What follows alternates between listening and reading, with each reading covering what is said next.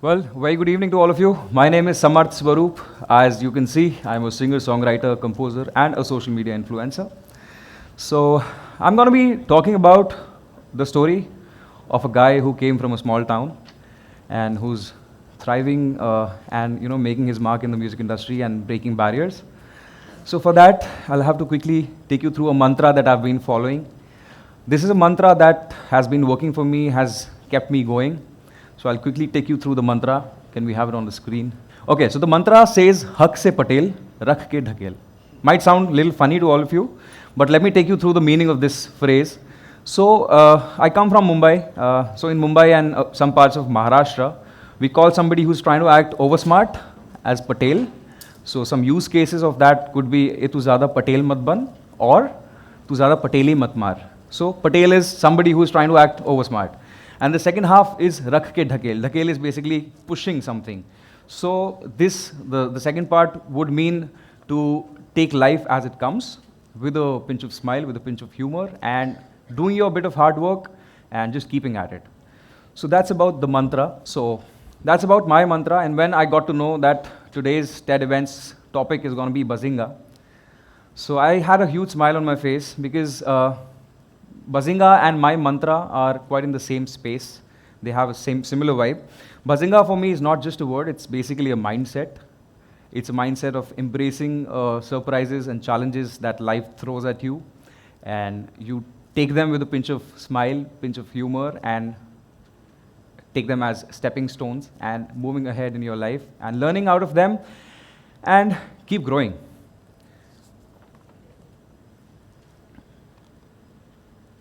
Yep. Okay, so before that, I'll have to take you back in time when I was just beginning my journey in my music. So I was a very ziddi kid in my childhood, and I used to fight a lot with my parents to take me to music classes and get me a guitar or something like that. But unfortunately, it didn't happen, but I managed to grab a guitar on one of my birthdays, and I bought a guitar, and I started to teach myself how to play the guitar, and I'm a self-taught musician, guys. People might not know this fact, but I taught everything to me. I had my own way to, teach music to me. I had a guitar, and by the time I was in grade 10th, I started to teach guitar in my summer breaks, in my school vacations, and I had more than about 50, 60 students, and I was also enterprising at that time, so I bought myself a new iPhone at that time with my own income, and that was happening quite smoothly, and I'll quickly show you the image. So these were the people who I used to teach guitar, and that's my board that I put on my door, and I used to teach guitar, so life was going good, and then came the time when I had my 12th boards. I was in the CBSE school, and I managed to score 94% in my commerce stream, 12th grade. And there came a time when I was about to judge where do I have to head next in my life. I wanted to go to the Delhi University for my graduation. I was targeting the top 5 colleges in Delhi University, but somehow I ended up not getting through the colleges. And my second preference was Mumbai University. And with a very heavy heart, with a very sad kind of a demeanor, I was like, okay, let's go ahead and join the Mumbai University for my graduation. But having said that, today when I look back, that was the time I was treating it as a failure or a setback in my life. But had I not been in Mumbai at that time, I would have not been here speaking in front of you all. So life's failures are sometimes not failures, they're not obstacles, they're opportunities for you to learn, and there's something magical that's aligned for you in the coming future. Okay, so cut to, I was at the Jaipur airport. I was about 18 years old, and I was all packed up. My luggage was right there. I was just nervous enough to not speak a word and sit there quietly and analyze within my head that whether Mumbai is going to treat me well or not, whether I'm going to like the city or not. And, during this hustle bustle around my head, I saw my suitcase lying there. Suitcase, bag, mummy ka khane wala dabba was there. And along with all of that, something was kept right बाजू में, और वो था मेरा guitar. वो अलग ही shine कर रहा था मेरे दिमाग में. In the chaos, I found something that has been my companion throughout my life. That was my guitar, and that gave me peace. So there has to be something that keeps you going and that keeps you alive. That was my music all through this journey till then. Then I came to Mumbai. I joined the college, and I was in the classic dilemma of doing the balancing act between music and academics. It was tough to to start off with, but it ended up quite decently. And by then, I was teaching myself music production. Abhi tak I was only, trying to learn instruments and trying to learn music as, theoretically. But now I started to get into the technical side of the music, which is music production. And till date, it's been a good journey. So once I got into the music production thing, I started to put up my covers, my music, my mashups on YouTube. YouTube was very different back then. Now it's a different game, but yeah. So after I got into the music production business and stuff, so I was initially putting up covers and mashups on my YouTube channel, which was doing fairly good, not that great. But then one fine day, my bazinga moment, as we say, I did a cover of a song called Sorry by Justin Bieber and a song called Gerua by Pritam. So I did a mashup of these two songs, and I made it on that same iPhone that I bought with my own income. And there was an app there still is this app called GarageBand. Nowadays, there are n number of tools and AI tools available for you to, create a track. But that time I'm talking about, I think 10 years ago. So that was not that easy as it is right now. So I made that song, and I had zero expectations out of that, that track. And we shot it. A couple of my friends, they came on board, and we shot it in a very bootstrapped manner, and we put it on YouTube. And to my surprise, this video, it went viral, and it blasted it like all across. I had people like Sonu Nigam sharing about that track. I had multiple articles about that mashup of mine, and thousands of shares, millions of views. And yeah, so I think that's something that Mr. Sonu Nigam tweeted about that song of mine. And I was in my first or second year. So he gave me a compliment, and everybody loved it. So this little story, this taught me a lesson that you can't wait for the right setup, or you can't wait for the right equipment, in my case, to start off. Whatever I had a basic iPhone, not really basic, but I had this one resource that I used to, pull everything off. And it happened. You can't wait for the stars to fall in place and then start your journey. So this is one learning that I had. Moving on. Then my major milestone, or my major break happened.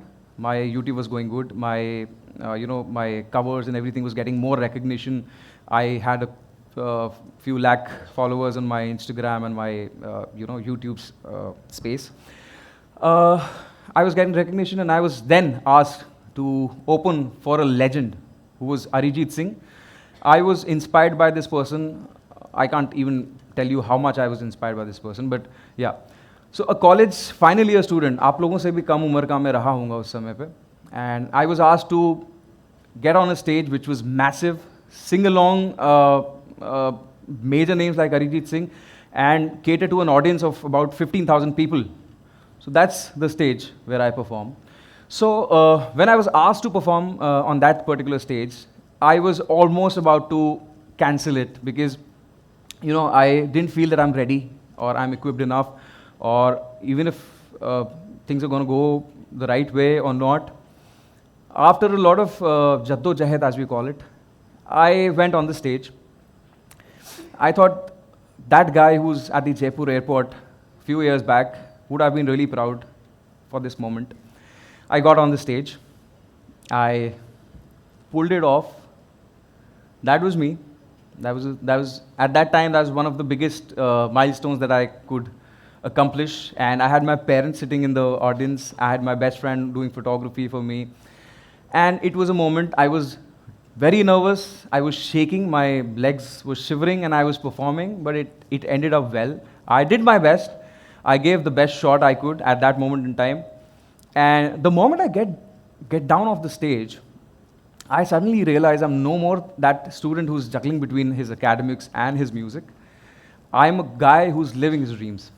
And that moment was a Bazinga moment for me, that life gave an unknown challenge, life threw an unknown challenge at me, and I kind of tried to capitalize it and, performed well and ended up well. And that was one of the taking off moments in my life and in my journey. So, out of this, the next story, we learn that you're never ready. If you think that, no, yaar, for something that I'm coming up for, I will be 100% equipped, I'll be 100% ready.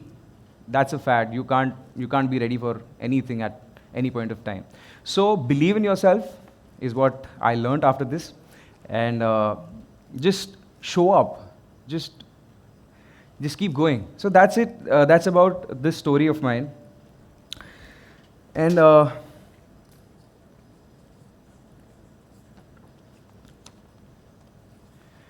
I have another story. So while I was on stage at this concert, can you see the guitar strap which is holding the guitar for me on my shoulder? This strap, this broke and my guitar fell. And I was about to step down off the stage, right in the middle of my performance. But yeah, again, coming back to the point that resilience and stuff. All right, so the lesson here is again, the opportunity is to be taken in a positive light. And in the conclusion, I'd like to say that Bazinga is something that life kind of gives you an opportunity, which could be a challenge, and converting that challenge into not an obstacle, but a positive opportunity. You step up on it and propel yourself further. So that's the idea of the Bazinga in your life. And honestly, I still don't feel that I've worked enough. I'm not that old. I might be a couple of years older than you guys. I feel that I still have a long way, a bunch of exciting stuff coming along in my journey in the future. But yeah, so that was my story, and I have multiple stories, but I had to pick a couple of them and put it across you guys. So this was a few of my stories, and I hope you have something to take away from these stories. And so I would like to conclude by saying, हक से पटेल बनो और रख के ढकेलते रहो. That's my time, guys. Thank you so much. You've been a lovely audience. Thank you, Ted, for having me. Thank you, the students, for having me here. Thank you so much.